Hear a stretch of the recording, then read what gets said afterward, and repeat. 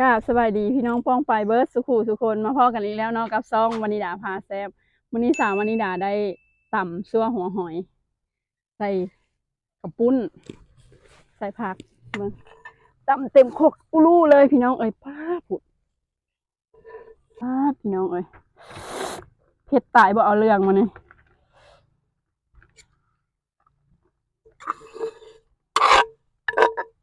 ฮะพี่น้องจัดจานแล้วล่ะป้าผุดพี่น้องเอ้ยสวดเลยเต็มครกผักเครื่องเคียงเขาก็มีผักสลัดกรอบมีผักกาดขาว มีผักกันจองแล้วก็มีมักถั่วพี่น้องเลยมาจดจ้วดน้ำสาววานิดาเบิ่งสีมึงน้ำก่อนอืมมีแต่หัวหอยเน้นๆเลยพี่น้องเลยฟูสาววานิดาลวกผักใส่น้ำ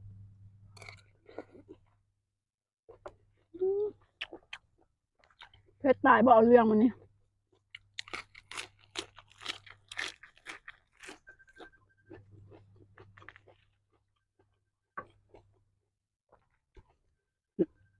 มื้อนี้มาผู้เดียวเบาเคนประมาณนั้น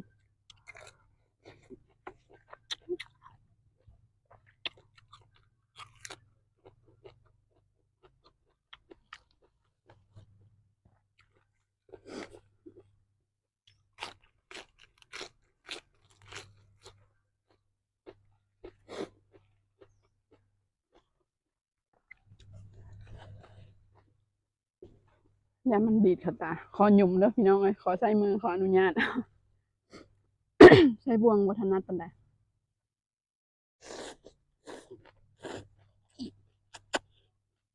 อืมสิวไปหน่อยนึงเกือบอยู่ส่วนหลังบ้านคือเก่าพี่น้องใต้ต้นกองต้นนั้น หมักหลอดเหมือนเดิมจำใส่มะกอกลวกผักกันจองใส่ผักบงใส่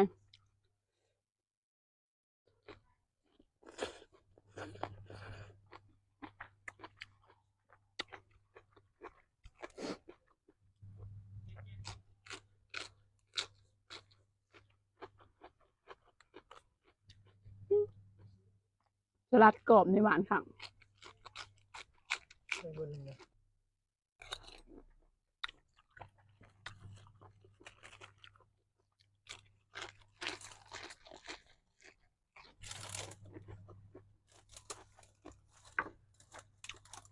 มื้อนี้มาคนเดียวพี่น้อง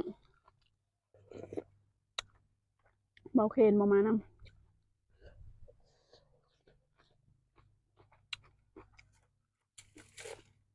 ห่อหอยก็พอดีกรอบๆเด้งๆหวานๆสดใหม่ค่ะ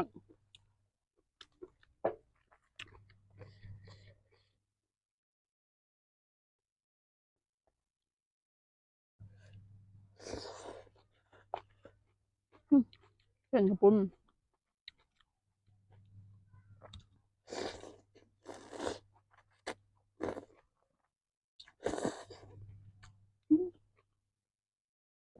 ผักกันจอง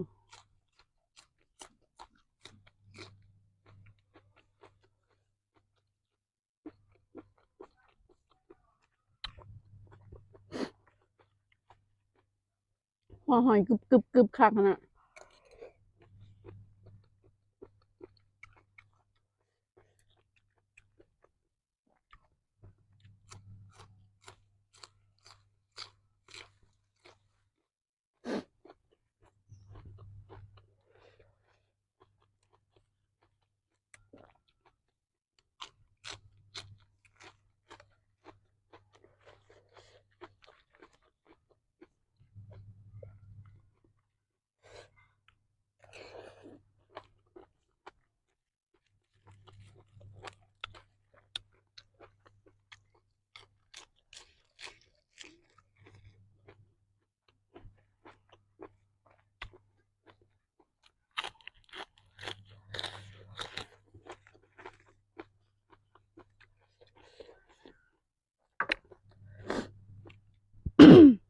สดีขนาดพี่น้องเลย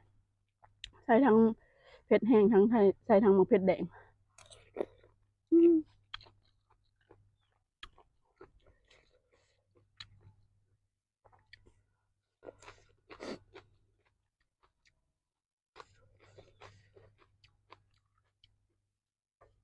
เผ็ดตายบ่เอาเรื่องยังวะมือนี้เบาเคนบ่ขาวนำเผ็ด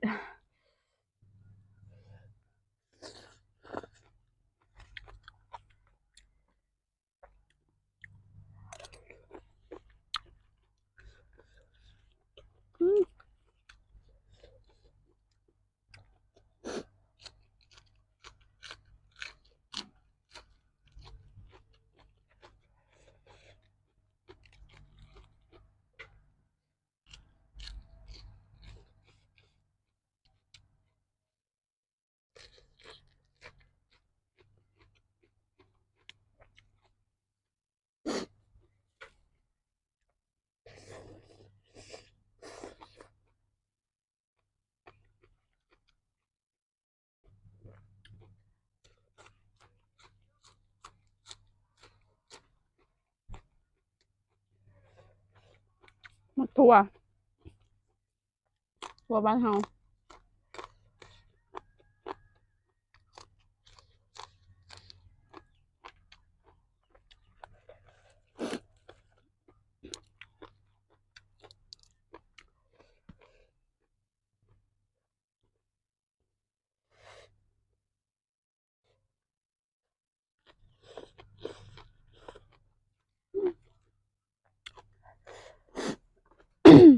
จวนละพี่น้องเอ้ยไปอ่ะ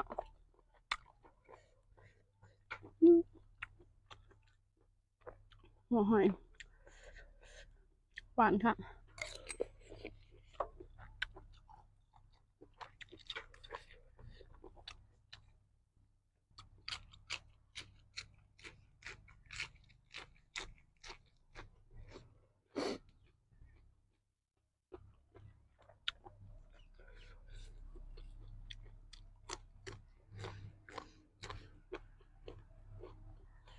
เผ็ด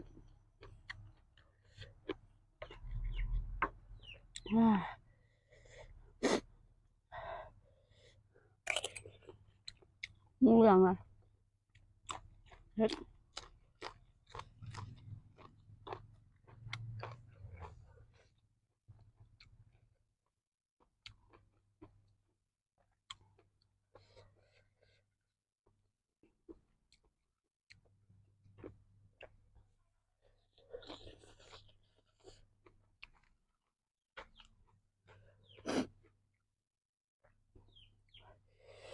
ยามแรงคือเก่าพี่น้อง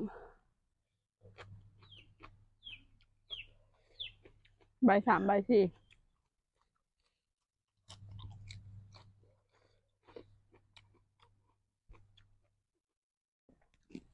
ต้องต้นหมกหลอด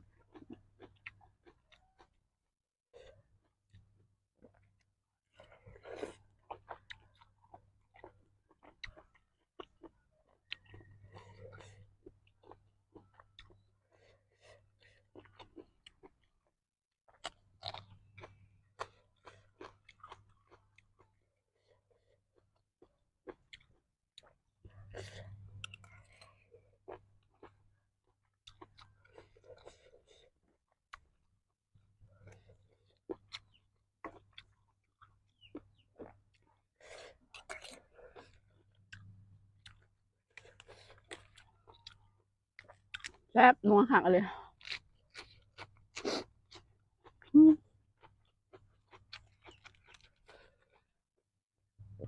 หวานกรอบ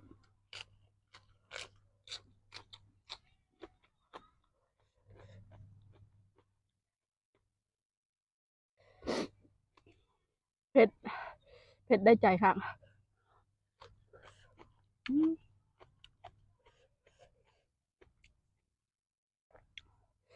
จวดเลยพี่น้องเอ้ยมาจวดกับสาววานิดา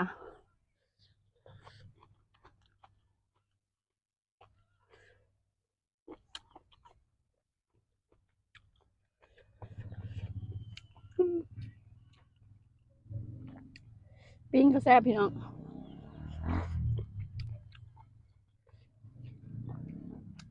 ปิ้งกับแจ่วซีฟู้ด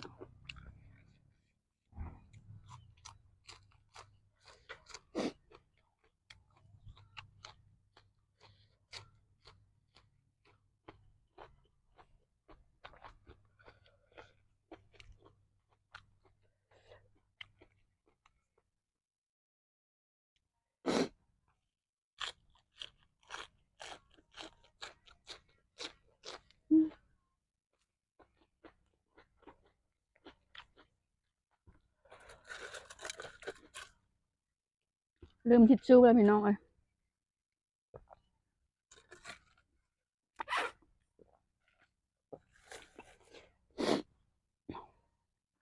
เผ็ดแซ่บทั้งเผ็ดทั้งแซ่บตำเองพี่น้องเอ้ยเผ็ดเองแซ่บเอง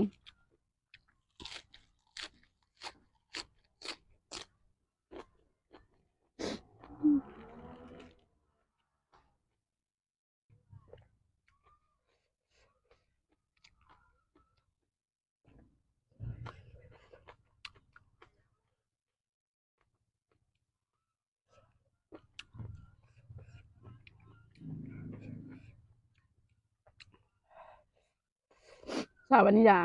ลวกผักขันจองกับผักบงใส่น้ำ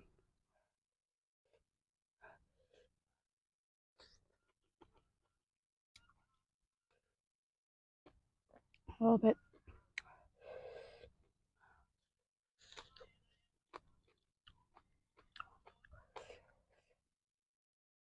ทั้งเผ็ดทั้งแซ่บพี่น้อง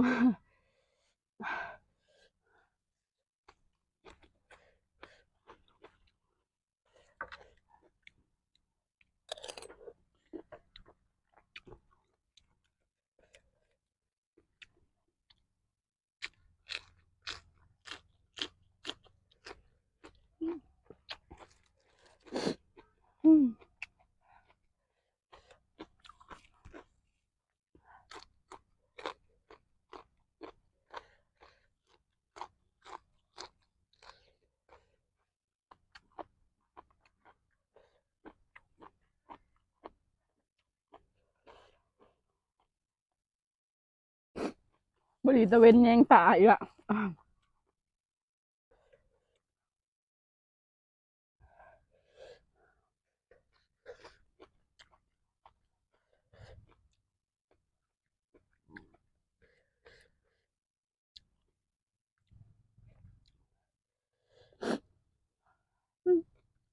นี่มาเบิดพี่น้องเลยเต็มประตูเนาะ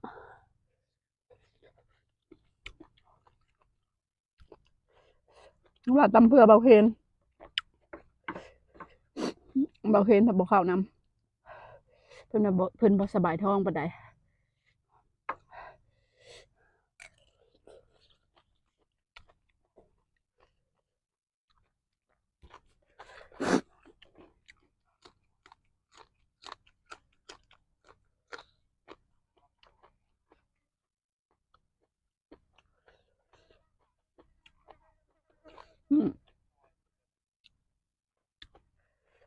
พี่น้องเข้ามาละหาเดินลงละผูกดินตำ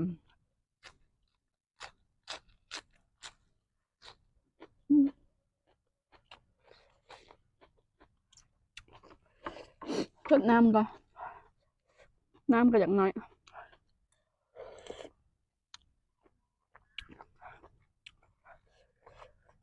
หัวหอยนี่หลายแห่ง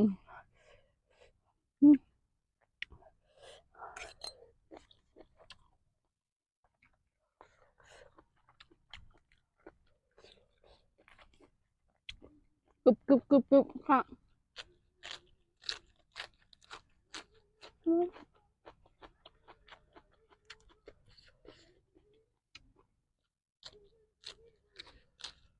อืมพอแล้วพี่น้องอ่ะบ่ไหวแล้วเพื่อนอืมคำสุดท้ายส่งท้ายก็ลืมเจียอีกมีเจียเสร็จอืมลืมเจียทิชชู่อืมแหงตัวไปอีกเนี่ยอืม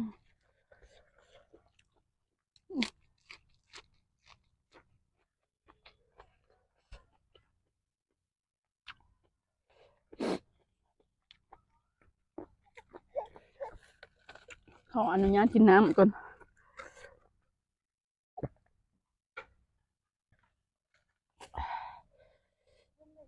อ่าอิ่มยังเต็มคือเก่าพี่น้องค่ะบ่มีผู้ใดมาบุกซอยเบาเคนกับบ่บุกซอยสำหรับคลิปนี้ก็พอสำนี้กันเนาะสาววนิดาขอขอบคุณขอบใจสำหรับ FC ที่เข้ามาติดตามแต่ต้นคลิปจนฮอดท้ายคลิปเนาะแล้วก็ขอฝากคลิปไว้ในอ้อมอกอ้อมใจ FC ทุกคนขอฝากซ่องวนิดาพาแซ่บหน่อยเด้อฝากกดติดตามกดไลค์กดแชร์กด Subscribe กดกระดิ่งแจ้งเตือนให้สาวดีนาแน่สำหรับคลิปนี้ลาไปก่อนพอกันใหม่ในคลิปหน้าสบายดีบ๊ายบาย